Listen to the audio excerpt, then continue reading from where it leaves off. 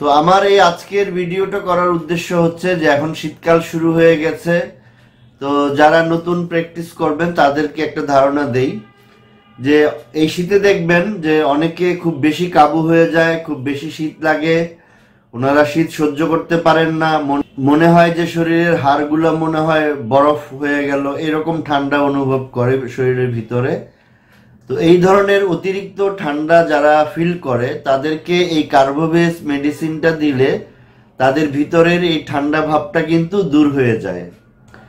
এই কার্বোভেজ মেডিসিনটা কিন্তু আসলে অনেক বিশাল, আপনি রেপার্টরিতে খুঁজলে প্রায় 6000 সিমটম পাবেন। এটা একটা বিশাল একটা মেডিসিন। তো এত বড় একটা মেডিসিন আমি সংক্ষেপে আসলে বোঝানো সম্ভব না।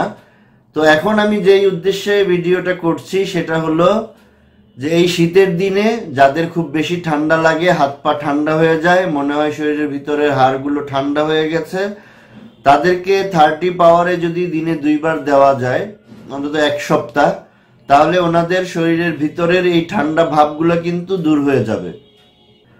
তো একটা কথা মনে রাখলে কার্বোভেজ মেডিসিনটা সহজে ব্যবহার করতে পারবেন, সেটা হচ্ছে যে এই কার্বোভেজ মেডিসিনটা কিসের থেকে তৈরি।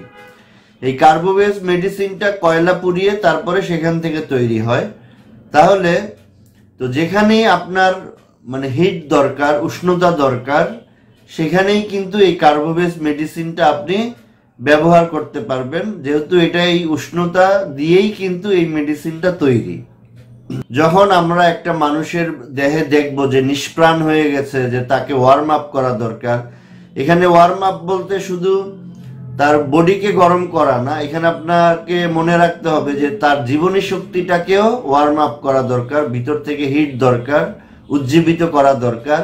এই সমস্ত ক্ষেত্রে আপনি এই কার্বোভেজ মেডিসিনটা ব্যবহার করতে পারেন। এই কার্বোভেজ ওষুধটি শরীর ঠান্ডা হয়ে গেলে যেমন ব্যবহার করা যায়, তেমনি আবার অতিরিক্ত গরম হয়ে গেলেও কিন্তু ব্যবহার করা যায়। হ্যাঁ, তো মানে কয়লায় আগুন লাগাই দিলে কি হয়, সেই জায়গাটা গরম থাকে, তাহলে আপনি ঠান্ডা জিনিস গরম করার জন্য এই কার্বোভেজ ব্যবহার করতে পারবেন।